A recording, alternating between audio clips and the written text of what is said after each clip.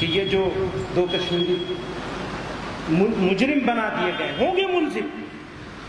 ملزم ہونے میں برائی نہیں ہے، الزام تو کسی پہ بھی لگ سکتا ہے، میرے پہ بھی لگا ہوا ہے، اور تو دیوبند پہ ہی لگ رہا ہے، دیوبندیت میں لگ رہا ہے، اور اس کی صفائی نہیں دیں گے ہم۔ ہاں ہیں اب جو ہم جس راستے سے تم ہم کو ہٹانا چاہتے ہو اس راستے سے انشاءاللہ قیامت تک نہیں جانا، اور اس راستے پر چلنے کے لیے اگر ہمیں دہشت گرد ہونا ہے تو ہاں ہیں ہم دہشت گرد، جاؤ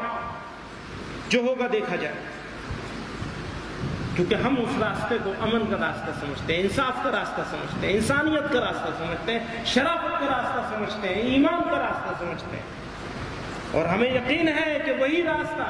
اس ملک کو فلاح بہبودی کی طرف لے جائے گا۔ آپ لوگ بھی کسی ملزم کو مجرم مت سمجھیں، کبھی بھروسہ مت کریے گا، یہ جھوٹے ہیں، ان کا جھوٹ 1 مرتبہ نہیں 100 مرتبہ عدالتوں سے ثابت ہو چکا ہے، اس ملک کی عدالتوں سے ثابت ہو چکا ہے، وہی پریشانی ہے۔ انشاءاللہ وہ 2 جن کو مجرم بنا کر آج کی میڈیا میں پیش کیا جا رہا ہے، انشاءاللہ ان کے دفاع کی لڑائی ہم لوگ لڑیں گے،